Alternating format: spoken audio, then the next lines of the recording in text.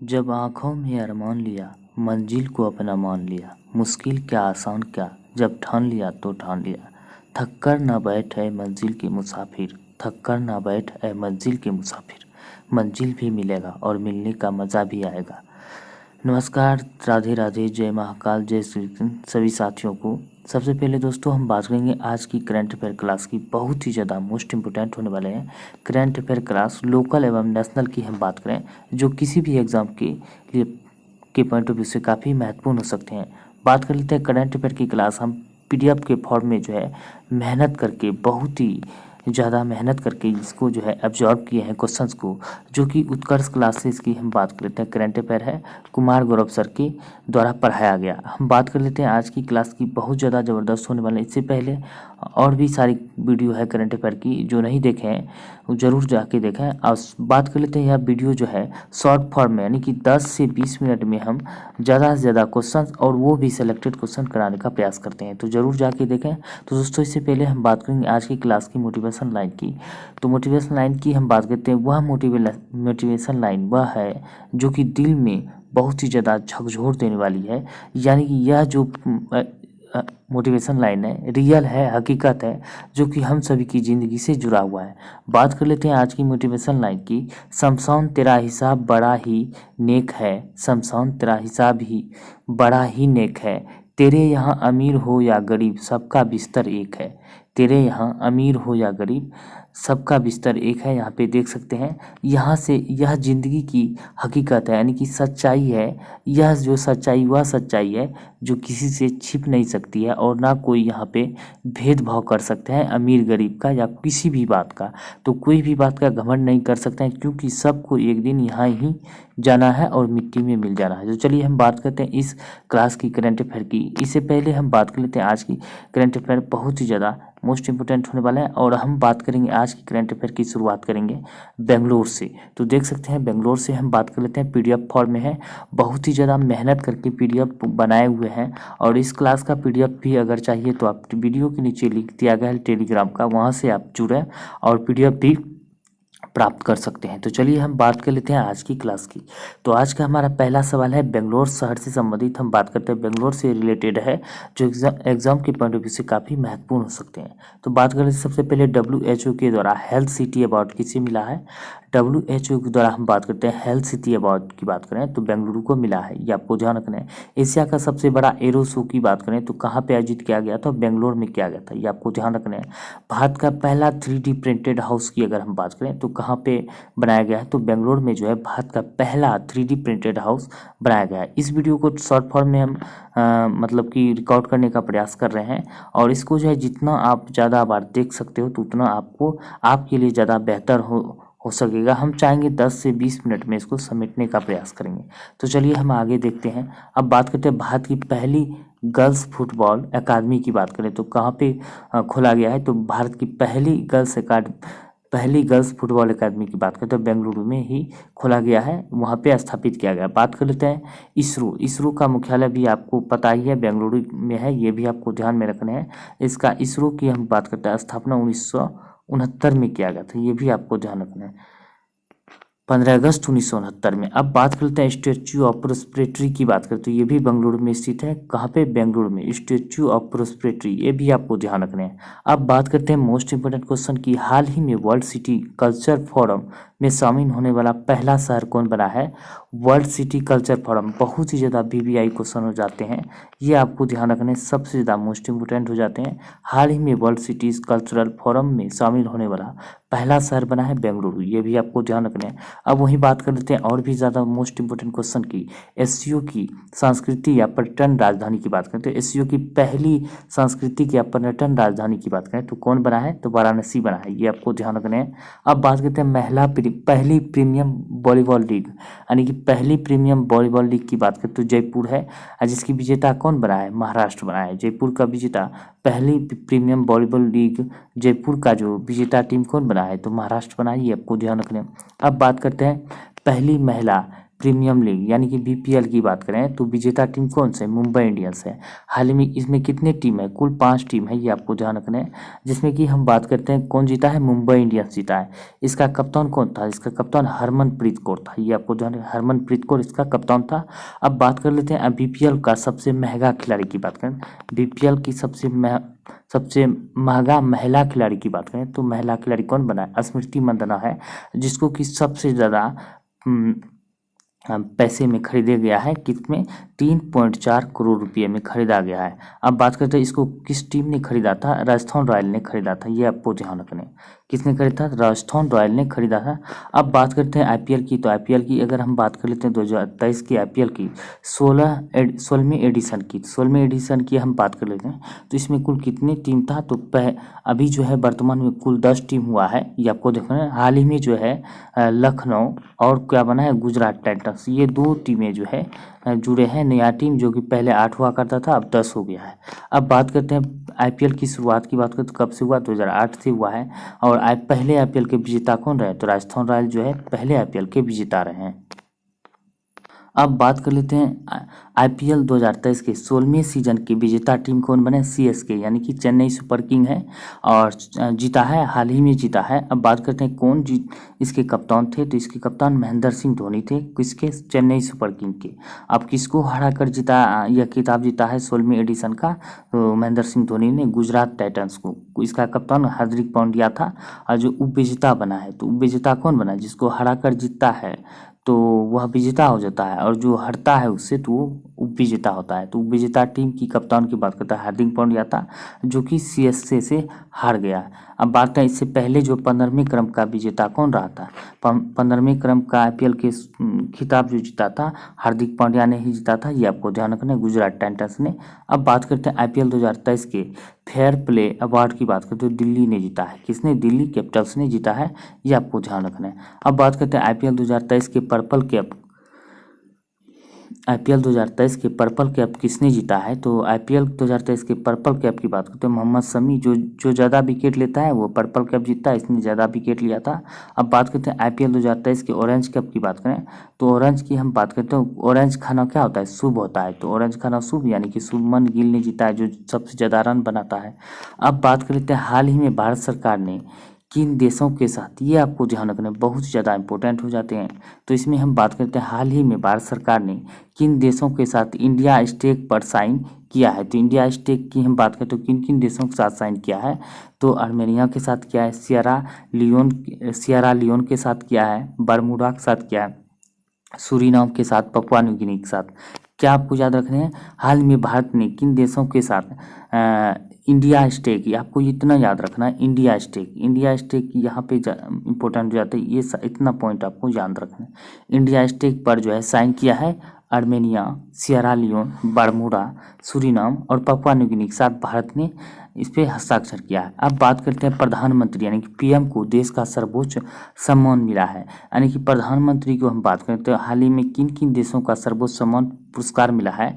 हम एक दिन वीडियो लाएंगे सिर्फ स्पेशल में प्रधानमंत्री को किन किन देशों का कौन कौन से सम्मान मिला है, ये आपको ध्यान रखना है। जो कि वीवीआई होते हैं वो हम कराने का प्रयास करेंगे, एक दिन एब्जॉर्व करके यह चाहते हैं कि कंटेंट लाने का प्रयास करेंगे। अब बात करते हैं प्रधानमंत्री को हाल ही में किन किन देशों का सर्वोच्च सम्मान मिला है। तो सबसे पहले बात करते हैं पपुआ न्यू गिनी का मिला है, फिजी का मिला है, पलाऊ का मिला है, मिस्र का मिला है, फ्रांस का मिला है। इन सारे देशों का जो प्रधानमंत्री को जो है ये अवार्ड मिला है। अब वही बात कर लेते हैं ये भी सबसे ज़्यादा इंपॉर्टेंट हो जाते हैं, ये द्रौपदी मुर्मू जी का, ये आपको ध्यान रखना है। जो सूरीनाम देश का सर्वोच्च सम्मान येलो स्टार मिला है, किसको? सूरीनाम देश का सर्वोच्च सम्मान येलो स्टार किसे मिला है? द्रौपदी मुर्मू, राष्ट्रपति को मिला है, राष्ट्रपति द्रौपदी मुर्मू को मिला है, ये आपको ध्यान रखना है, सबसे ज़्यादा इंपॉर्टेंट हो जाते हैं। अब बात करते हैं ऑर्डर ऑफ ऑस्ट्रेलिया किसे मिला है? तो रतन टाटा जी को मिला है, ये भी आपको ध्यान रखना है। ऑर्डर ऑफ ऑस्ट्रेलिया मिला है और महाराष्ट्र रत्न से, महाराष्ट्र उद्योग पुरस्कार से भी नवाजा गया है, किसे? रतन टाटा को, ये भी आपको ध्यान रखना है। असम रत्न भी अवार्ड मिल चुका है रतन टाटा को, ये भी आपको ध्यान रखना है। असम रत्न भी मिला है, ये भी ध्यान में रखना है। और महाराष्ट्र रत्न उद्योग पुरस्कार भी मिला है, ये भी आपको ध्यान रखना है। अब बात करते हैं नेक्स्ट की, तो वंदे भारत ट्रेन निर्माण हेतु समझौता किया है। तो वंदे भारत निर्माण हेतु समझौता किया है भारत ने, तो अल्ट्रासॉम कंपनी, फ्रांस के अल्ट्रासॉम कंपनी से, ये आपको ध्यान रखना है। फ्रांस के अल्सोम कंपनी से।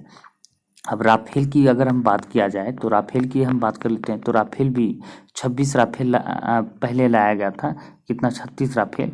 तो यह जो बनाया था किसने बताया था? Dassault aviation, Dassault aviation company ने बनाया था। ये भी आपको ध्यान रखें,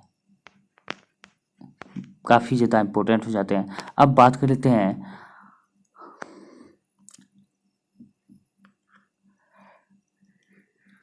आईआईटी दिल्ली का विदेशी धरती पर का पहला कैंपस, यानी कि आईआईटी दिल्ली का विदेशी धरती पर पहला कैंपस कहाँ खोला गया? तो यूएई में खोला गया। ये आपको ध्यान रखना है। आईआईटी दिल्ली द्वारा जो है विदेशी धरती पर पहला कैंपस जो है संयुक्त अरब अमीरात में खोला गया है। अब वही बात करते हैं आईआईटी मद्रास का जो है विदेशी धरती पर पहला कैंपस कहाँ खोला गया? जंजीबार में। जंजीबार कहाँ है? तो तंजानिया देश में जंजीबार है। यह एक अफ्रीकी देश है। अगर जंजीबार की हम बात करें तो जंजीबार एक द्वीप है जो कि लौंग के लिए वर्ल्ड फेमस है, विश्व में प्रसिद्ध है लौंग के फेमस के लिए। ये आपको ध्यान रखना है। अब बात करते हैं आईआईटी मद्रास की पहली महिला निदेशक। आईआईटी मद्रास का पहली महिला निदेशक की बात करें तो कौन बनी है? तो प्रीति बनी है। ये आपको ध्यान रखना है। अब बात कर लेते हैं कंटेंट फुल कनेक्टिविटी कार्यक्रम।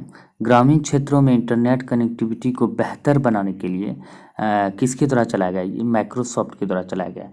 आपको सिर्फ एग्जाम में पूछे जा सकते हैं। कितना पूछे जाते हैं ये आपको ये ध्यान में रखने हैं।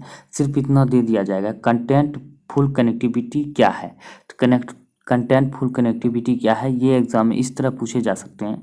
तो यह क्या है, एक बात कर लेते हैं। यह जो है ग्रामीण क्षेत्रों में इंटरनेट कनेक्टिविटी को बेहतर बनाने के लिए इसका जो है कार्यक्रम यह चलाया गया है। किसके द्वारा? माइक्रोसॉफ्ट के द्वारा। ये आपको ध्यान रखना है। ये भी आपको ध्यान रखना है। किसी तरह घुमा के पूछ सकते हैं, तो आपको पूरा ध्यान रखना है। कंटेंट फुल कनेक्टिविटी जो है ग्रामीण क्षेत्रों में इंटरनेट कनेक्टिविटी को बेहतर बनाने के लिए माइक्रोसॉफ्ट ने यह कार्यक्रम चलाया है। अब वही बात करते हैं जीआई टैग की। हाल ही में जीआई टैग की अगर हम बात करें तो जीआई टैग 2023 की हम बात करें तो जीआई टैग अधिनियम की अगर हम बात करें तो कब से स्टार्ट हुआ है? तो जीआई टैग अधिनियम जो है 1999 में स्टार्ट हुआ है। अब पहली बार जो जीआई टैग जो मिला था किसको मिला था? 2003 यानी कि 2003 या 4 में जो मिला था। किसको मिला? 2003-4 में मिला था दार्जिलिंग के चाय को। दार्जिलिंग चाय को मिला था जीआई टैग। यह 10 वर्षों के लिए दिया जाता है। ये भी आपको ध्यान रखना है, जो कि भौगोलिक संकेतक है। ये आपको ध्यान रखना है। अब वही बात कर लेते हैं सर्वाधिक जीआई टैग किस राज्य के पास है? ये सबसे ज़्यादा इंपॉर्टेंट हो जाते हैं। इसको स्टार लगा लीजिए कि सबसे ज़्यादा फेमस है। सर्वाधिक जीआई टैग 58 किसके पास है? तमिलनाडु के पास। अब बात करते हैं तमिलनाडु के पास कौन कौन से जीआई टैग है। तो तमिलनाडु की हम बात कर लेते हैं। इसके पास जीआई टैग की जेदरी नमकट्टी, कन्याकुमारी मेटा केला और चेदी बट्टा साड़ी, कम्बम अंगूर, ओथुर पान के पत्ते जिसे पुथुकुड़ी कहते हैं। ओथुर पान के पत्ते पुथुकुड़ी, ये आपको ध्यान रखना है। इतना तमिलनाडु का है। ये हाल ही में पूछे जा सकते हैं एग्जाम में, किसी भी एग्जाम में पूछे जा सकते हैं। क्या क्या याद रखना है? जेदरी नमकट्टी, कन्याकुमारी मेटा केला, चेदी बट्टा साड़ी, कम्बम अंगूर, ओथुर पान के पत्ते, पुथुकुड़ी, इतना याद रखना है। अब बात करते हैं यूपी जीआई टैग की। यूपी जीआई टैग की अगर हम बात कर लेते हैं क्या है यूपी में जीआई टैग की अगर हम बात करें तो किसको मिला है? अमरोहा ढोलक को हाल ही में मिला है, बनारस का पान को मिला है, रामनगर का बैगन को मिला है और हाथरस की हींग को मिला है। अमरोहा ढोलक, बनारस का पान, रामनगर का बैगन और हाथरस के हींग को मिला है। अगर वहीं बात कर लेते हैं बिहार की, तो बिहार की हम बात कर लेते हैं तो जीआई टैग किसको किसको मिला है?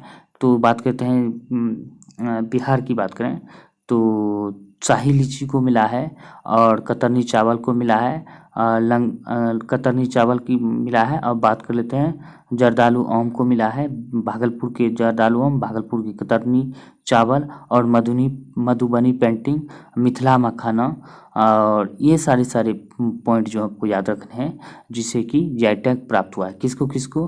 भागलपुर के जर्दालू आम, भागलपुर के कतरनी चावल, मिथिला मखाना की बात कर लेते हैं, मधुबनी पेंटिंग की बात कर लेते हैं, शाही लीची की बात कर लेते हैं और कई सारे जीआई टैग है जो बिहार को मिला है। सिर्फ इतना याद रखना है क्या, क्योंकि यहाँ से एक ना एक क्वेश्चन आपको एग्जाम में देखने को मिल सकते हैं। अब बात करते हैं बसोहली पेंटिंग।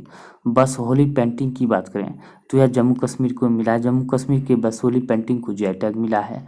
और नागरी दुबाराज चावल की बात करें तो छत्तीसगढ़ की जो है नागरी दुबाराज चावल है, इसको जीआई टैग मिला है। इसाद आम की बात करें तो कर्नाटक की है, जीआई टैग है, कर्नाटक राज्य की जीआई टैग मिला है इसाद आम को। सुंदरा राजा आम की बात करें तो एमपी की जीआई टैग है, यानी कि एमपी की सुंदरा आम राजा को जीआई टैग मिला है, ये आपको ध्यान रखना है। अब बात करते हैं हाल ही में बिहार के रोड प्रोजेक्ट के लिए एडीबी ने लोन दिया है। तो बिहार के रोड प्रोजेक्ट यानी कि बिहार के रोड के रखरखाव के लिए जो है उसकी रखरखाव के मैनेजमेंट के लिए जो है एडीबी यानी कि एशियन डेवलपमेंट बैंक ने $295 मिलियन जो है लोन दिया है। कितना? $295 मिलियन। एडीबी की फुल फॉर्म आप सबको पता है, यहाँ पे लिख दिए हैं, एशियन डेवलपमेंट बैंक है। हेडक्वार्टर कहाँ पे? फिलीपींस मनीला है। और यहाँ से जो है फिलीपींस मनीला की हम बात कर लेते हैं तो यहाँ से रमन मैग्सेसे पुरस्कार दिया जाता है। अंतर्राष्ट्रीय चावल अनुसंधान संस्थान जो है कहाँ पे है? फिलीपींस मनीला में है। और राष्ट्रीय चावल अनुसंधान संस्थान की बात करें तो कहाँ है? उड़ीसा के कटक में है। राष्ट्रीय है, अंतर्राष्ट्रीय फिलीपींस मनीला में। अब सदस्य देश की हम बात करें तो कुल 68 देश है। किसमें? एडीबी बैंक में। स्थापना 1966 में हुआ था, ये आपको ध्यान रखना है। अब बात करते हैं एससीओ के नवीनतम देश की बात करें तो ईरान है। किस नंबर का है? 90 नंबर का, 9th नंबर का जो है एससीओ के मेंबर देश, नवीनतम मेंबर देश बने हैं। जिसका हेडक्वार्टर की बात करते हैं एससीओ का बीजिंग चाइना में है। कहाँ पे? बीजिंग चाइना में। अब बात करते हैं एससीओ की स्थापना की थी। एससीओ की स्थापना की बात करें तो 1996 में हुआ था। और एससीओ की 2023 की अध्यक्षता की बात करते हैं इंडिया ने किया है, अभी कर ही रहा है। और हाल ही में 2023 में हम बात करते हैं इंडिया के द्वारा G20 का अध्यक्षता किया जा रहा है। और एससीओ का भी अध्यक्षता इंडिया के द्वारा ही किया जा रहा है, ये आपको ध्यान रखना है। अब बात करते हैं एनडीबी की। तो एनडीबी का वर्तमान अध्यक्ष की बात करें तो दिल्मा रोसेफ है, एनडीबी का वर्तमान अध्यक्ष। एनडीबी का फुल फॉर्म की बात करते हैं न्यू डेवलपमेंट बैंक है, ये आपको ध्यान रखना है, न्यू डेवलपमेंट बैंक। इसका नवीनतम मेंबर देश की बात करें तो मिस्र बना है। कौन बना है? मिस्र बना है। विश्व बैंक के वर्तमान अध्यक्ष की बात करते हैं 14वें नंबर का कौन बना है? अजय बंगा बना है। 14वें नंबर का अध्यक्ष की बात करते हैं विश्व बैंक का अजय बंगा बना है। और यूरो अपनाने वाला नवीनतम देश की बात करें तो यूरो अपनाने वाला नवीनतम देश क्रोएशिया बना है, 20वें क्रम का है, यानी कि 20वें नंबर का देश क्रोएशिया यूरो अपनाने वाला देश बना है।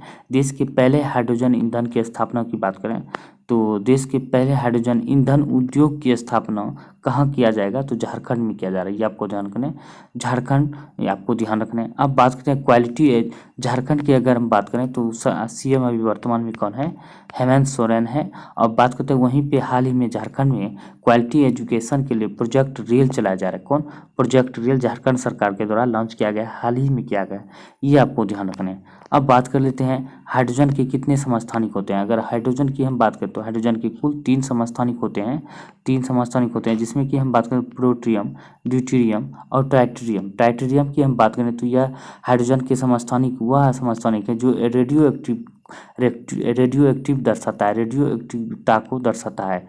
अगर पूछ ले कि हाइड्रोजन की कौन सी समस्थानिक रेडियो एक्टिविता को दर्शाता है तो यह ट्राइटेरियम दर्शाता है, ये आपको ध्यान रखना। रेडियो एक्टिव कौन है? ट्राइटेरियम है। इस तरह क्वेश्चन पूछे जाते हैं। अब बात करते हैं G20 2023 की अध्यक्षता की हम बात करते हैं। यहाँ पे देख सकते हैं G20 2023 काफ़ी महत्वपूर्ण हो जाते हैं एग्जाम के लिहाज से, जो कि किसी भी एग्जाम में G20 के बारे में एक नया क्वेश्चन जरूर आपको देखने को बात करें तो भारत के द्वारा किया जा रहा है, ये भी आपको ध्यान रखना है। अगर G20 की हम बात करें सदस्य देश कितने हैं तो सदस्य देश की हम बात करते हैं एक यूरोपियन यूनियन है, इसमें एक यूरोपियन यूनियन शामिल है और 19 देश शामिल है। कितना? 19 देश और एक यूरोपियन यूनियन है, टोटल मिला के 20 हो जाता है, ये आपको ध्यान रखने हैं। अब बात करते हैं 2022 की अध्यक्षता G20 की तो इंडोनेशिया ने किया था। 2022 की अध्यक्षता इंडोनेशिया ने किया था, लेकिन 2024 की अध्यक्षता की बात करें तो ब्राज़ील के द्वारा किया जाएगा। G20 2024 की अध्यक्षता ब्राज़ील के द्वारा और 2023 की अध्यक्षता भारत के द्वारा किया जा रहा है। हाल ही में G20 का अध्यक्षता जो भारत के द्वारा किया जा रहा है, ये आपको ध्यान रखना है, जो कि दिसंबर तक चलेंगे, दिसंबर तक, ये आपको ध्यान रखना है। अब बात करते हैं G20 की प्रथम शेरपा यानी कि यहाँ पे नहीं शेरपा हो जाएगा, शेरपा की बैठक जो है उदयपुर में किया गया, ये आपको ध्यान रखना है। बात करते हैं G20 की शेरपा किसे नियुक्त किया गया? अमिताभ कांत को G20 का शेरपा बनाया गया, ये आपको ध्यान रखना है, अमिताभ कांत। अब बात कर लेते हैं G20 की प्रथम शिक्षा कार्य समूह की बैठक कहाँ पे किया गया, चेन्नई में किया गया। अब बात करते हैं G20 तो G20 नहीं सॉरी G7 2023 की अध्यक्षता की बात करते हैं जापान के द्वारा किया जा रहा है। G20 नहीं G7 2023 की अध्यक्षता जापान के द्वारा। हाल ही में प्राण वायु देवता पेंशन की शुरुआत किसके द्वारा किया गया है, हरियाणा सरकार के द्वारा प्राण वायु देवता पेंशन की शुरुआत किया गया है। सीबीआई के निदेशक किसे बनाया गया, तो परवीन सूद को सीबीआई का निदेशक बनाया गया है। टाटा स्टील के सीईओ किसे बनाया गया, तो टीवी नरेंद्रन को बनाया गया है। टीवी नरेंद्रन को टाटा स्टील का जो है सीईओ बनाया गया है। बात करते हैं नीति आयोग के सीईओ कौन बनाया गया, किसे बनाया गया, BVR सुब्रमण्यम को बनाया गया, किसे, BVR सुब्रमण्यम को। अब बात करते हैं यूजीसी के हेड किसे बनाया गया, यूजीसी की हम बात करते हैं हेड की बात करें तो जगदीश कुमार को यूजीसी यूनिवर्सिटी ग्रांट कमीशन का हेड बनाया गया है। अब बात करते हैं नेक्स्ट की, यहाँ पे दिया गया हॉकी वर्ल्ड कप 2023 के 15वें सीजन का आयोजन जो है कहाँ किया गया है, तो हॉकी वर्ल्ड कप 2023 में जो है 15वें सीजन का आयोजन बिरसा मुंडा स्टेडियम उड़ीसा में किया गया है। तो इसके विजेता की हम बात करें, जर्मनी इसका विजेता रहा है, बेल्जियम को हराकर बना, ये आपको ध्यान रखना है। अब बात करते हैं टोक्यो ओलंपिक 2022 के 24वें क्रम के बात करते हैं में 24वें क्रम, यानी कि ये पूछ सकते हैं कि टोक्यो ओलंपिक 2022 में कौन से क्रम था टोक्यो ओलंपिक का, तो 24वें क्रम था, जिसमें कि भारत ने कुल 7 मेडल जीते थे। कितने, कुल 7 पदक जीते थे, जिसमें कि 1 गोल्ड, 2 सिल्वर और 4 ब्रॉन्ज जीते थे। अब बात करते हैं भारत का स्थान इसमें कौन सा था, 24वें क्रम का था, इसको 2 से गुना कर दीजिए तो 48वां स्थान था भारत का। यह ध्यान। अगर पैरा ओलंपिक की बात करें तो 16वें क्रम का तो पैरा ओलंपिक था, लेकिन उसमें जो है 32वें स्थान मतलब भारत को मिला था, ये आपको ध्यान रखना है। इस तरह इसका भी 2 गुना हो जाता है, इसका भी 2 गुना होता है, ये आपको ध्यान रखना है। अब यहीं पे बात करते हैं टोक्यो ओलंपिक 2022 में भारतीय हॉकी टीम ने 41 वर्ष बाद ब्रॉन्ज मेडल जीता था। ये ब्रॉन्ज मेडल 4 जो है ना, तो इसमें 1 ब्रॉन्ज मेडल हॉकी ने जीता था, जिसमें कि 41 वर्ष बाद जीता था, ये आपको ध्यान रखना है। अब बात करते हैं रानी रामपाल के सम्मान में किस शहर के स्टेडियम का नाम परिवर्तन किया गया है, तो रायबरेली स्टेडियम का नाम परिवर्तन करके रानी रामपाल के नाम पे रखा गया है, ये आपको ध्यान रखना है। ये हॉकी की खिलाड़ी है, रानी रामपाल जो है हॉकी की खिलाड़ी है, ये आपकी ध्यान रखने हैं। अब बात करते हैं हाल ही में महाराष्ट्र सरकार द्वारा पहला उद्योग रत्न अवार्ड की बात करें तो रतन टाटा को दिया गया, ये भी आपको ध्यान रखना है, किसको, रतन टाटा को। तो दोस्तों बस आज के लिए ही इतना ही था। अगर वीडियो पसंद आए तो वीडियो को लाइक करें, शेयर करें।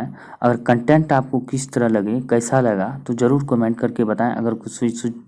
अगर बात करते हैं कोई सुझाव देना हो तो वीडियो के नीचे एक कमेंट जरूर करें, हमारे हौसला को बुलंद करें। यह कंटेंट कैसा रहा, तो इस तरह के कंटेंट भी हम आगे और लाने का प्रयास करेंगे।